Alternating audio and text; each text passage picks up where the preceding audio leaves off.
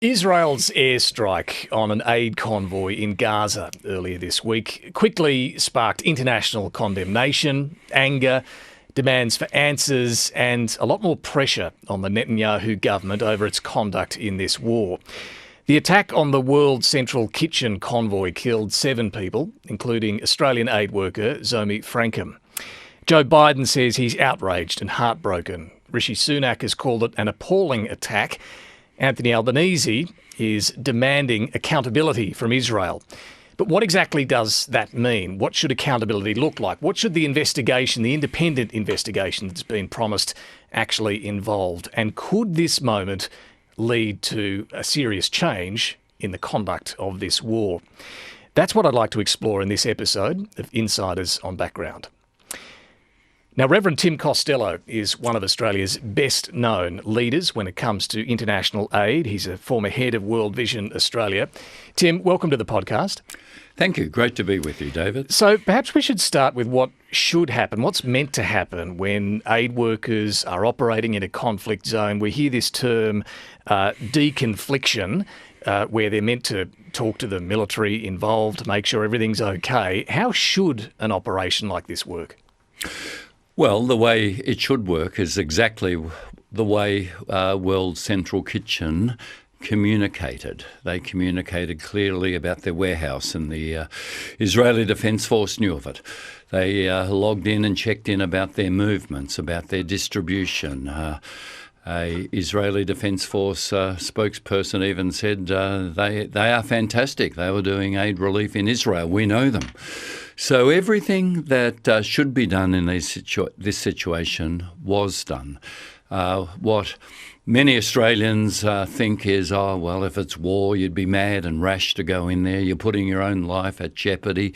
And whilst obviously there are great risks, actually there's a very clear body of rules, of protocols, of accepted standards that in all war situations where aid workers are delivering aid are abided by until this attack. And we'll come to what might have happened here, but is it possible to better coordinate or indeed, some wonder, what about having the IDF, the Israeli Defence Force, actually escort the aid workers? Is that feasible in a situation like this? Well, certainly those things should be considered, because now that World Central Kitchen and other agencies have pulled out, now that boats of food are being turned back to Cyprus, and we know that 300,000 people in Gaza, according to the United Nations, are at the point of famine, all options should be on the table. Should they therefore be escorting them? Of course, the difficulty for anyone in aid delivery situations is that if you have one side of the conflict escorting you, you lose trust and people are scared and they see another agenda. That's why we normally have our own security when we're working in conflict zones, and always turn down the official military offers, because trust that you people are neutral and therefore you're not going to harm us, or it's not a subterfuge of the military, is so important. And you've been in these situations, as you say, you go through all the protocols of deconfliction, but are you still... How worried are you when you're actually involved in an operation like this that something might go wrong? Well, it's very different to walking down your street and going to your local milk bar. It's a war zone. So aid workers, by definition, self-select. They're people who are up for this, whose both courage and humanitarian instinct says, I will knowingly assume greater risks. But it's also the case that they're thoroughly trained. We all do security training, 4 or 5 days where you're woken at night, 2 a.m., Hessian bag put over your head, gunshots heard. Now, it's simulated, but you know that you have been prepared for these situations. You know that the organisations behind you have given absolute guarantees that they have communicated that we are here, that we have permission, that we are neutral, that there has been sign-off and absolute clarity of what we're doing. So it's not totally without risk, but neither is it just a foolish risk. It is a considered risk. Yeah, you prepare as much as you can, I suppose. So that brings us to what possibly happened here. Now, Israel's Defence Force says its initial investigation shows this was a case of, its word here is misidentification. Do you know what that might mean? I have no idea what that might mean because they control that area in Gaza. They control all the food coming in. They've checked it off. They know of the warehouse that World Central Kitchen have, and that their cars clearly marked with their signs on the top. In my time, the signs were on the sides of the cars because you were worried about sniper fire. Now you're worried about drones. So there are the signs on the top. Misdirection, I have no idea really what that means because when people say, well, was it a targeted attack? Absolutely, it was targeted. Those drones they're not accidentally hitting these vehicles, are they? Absolutely, and there was, something like 1 kilometre between these three vehicles, and they hit them.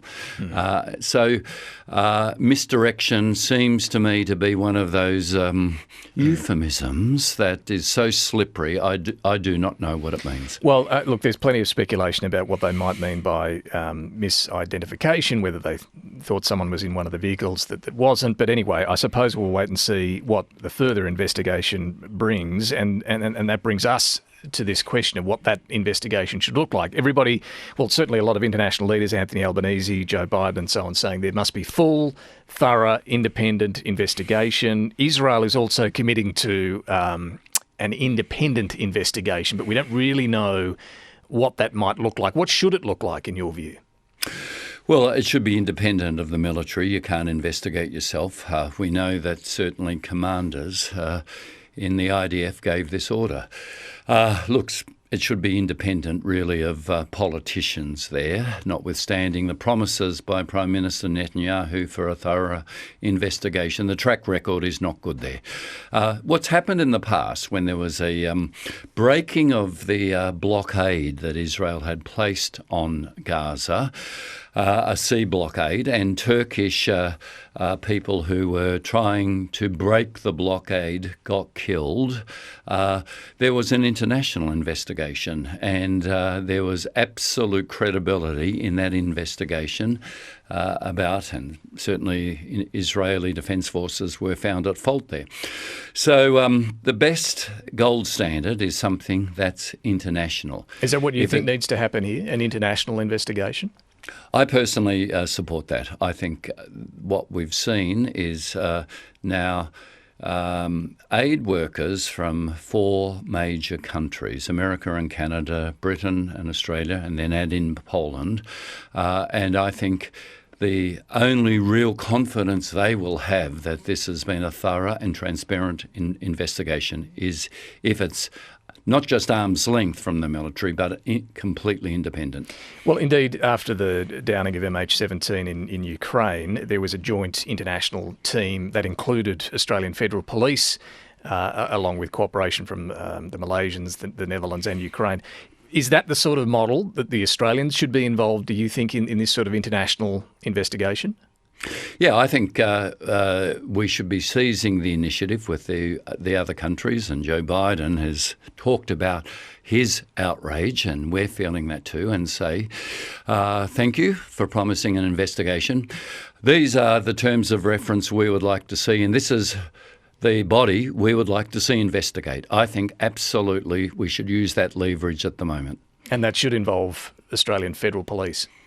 I would suggest so, with the investigation of the deaths of Turkish people when those boats were breaking the blockade on Gaza. It included an Australian jurist, Professor Tim McCormick, on that body and made findings that were trusted because there were outsiders on that body. And is this, are we talking about a war crimes investigation here? Is that the sort of allegation that needs to be looked at?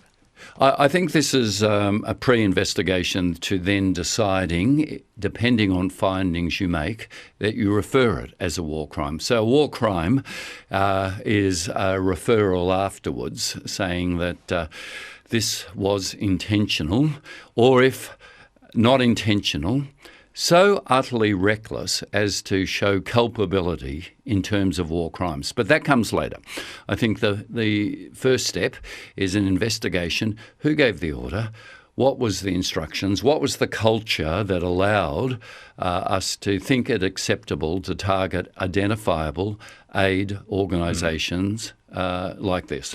Look, Benjamin Netanyahu says this happens in war. That's what he said on social media. We've heard other Israeli government spokespeople pointing out you've got this fog of war. It's a complex, complicated environment.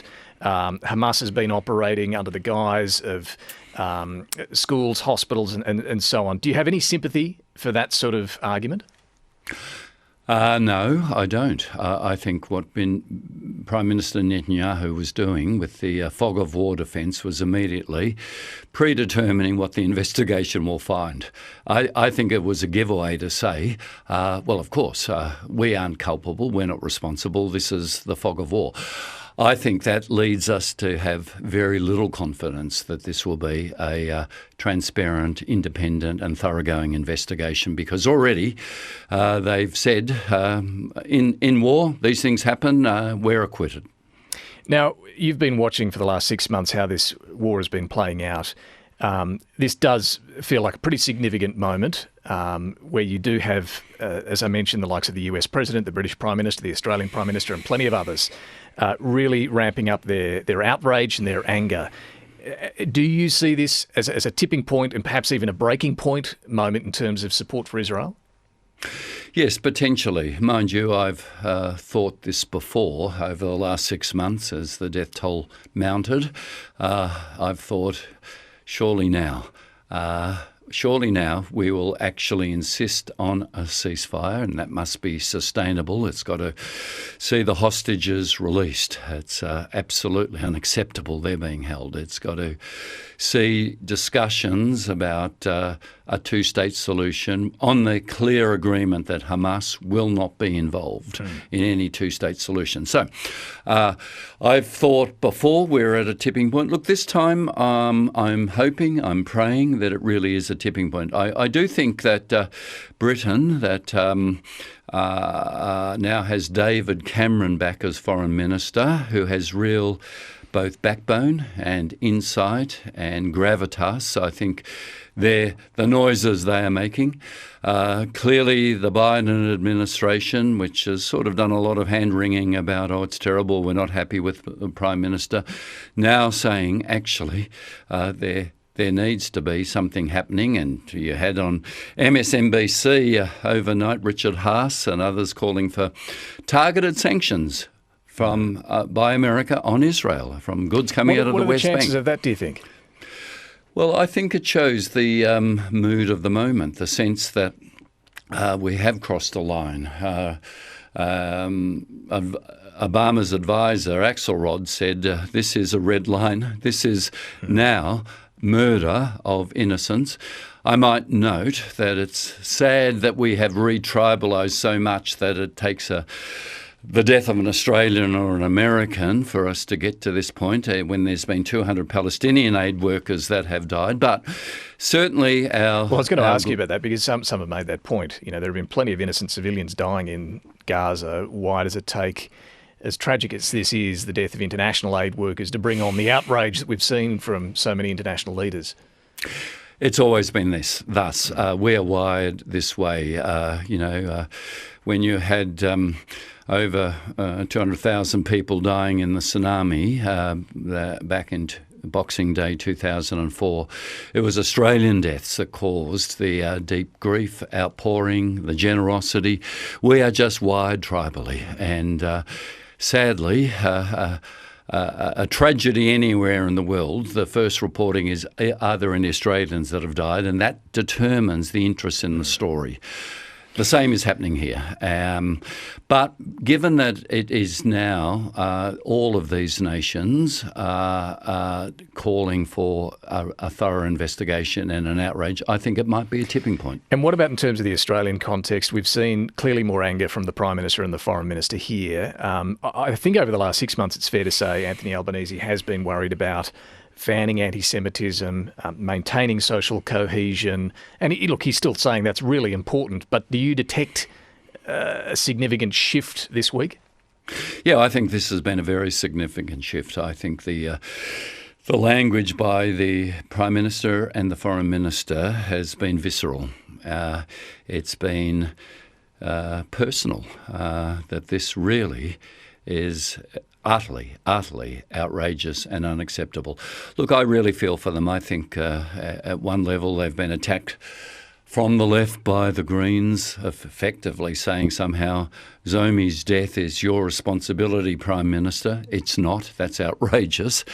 I think they have often been attacked from the right. There was, some equivocation early on, the right, and opposition leader Peter Dutton criticising Penny Wong for calling for restraint in Israel's response to Gaza. Just calling for restraint was somehow undermining Israel.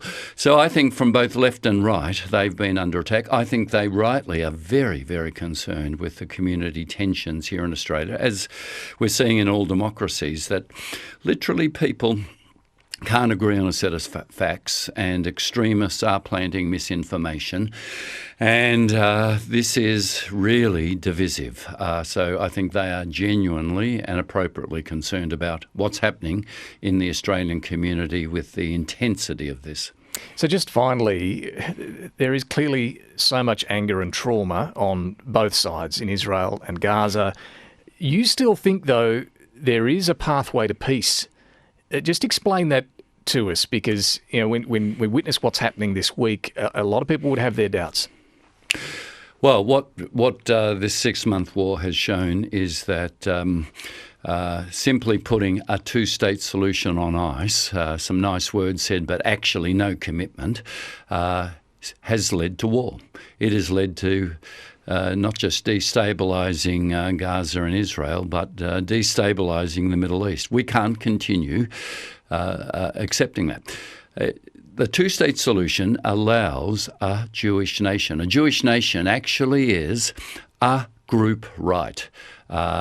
Israel can't write and hasn't written a constitution because it can't and won't say all are equal before the law, because one day maybe Israelis will outnumber them. A group right, you might remember, was the main argument against us voting for the voice. No, we're all equal before the Australian Constitution. No special right for Indigenous as a group. Yet a Jewish nation can only be there with a group right if it is a two-state solution. If it's a one-state solution, they can't write a constitution. There's no equality before the law. It is an apartheid state. That will be an even worse outcome for Israel in the long term. A two-state solution is the only way forward. And is it possible to have a ceasefire that doesn't see Hamas return?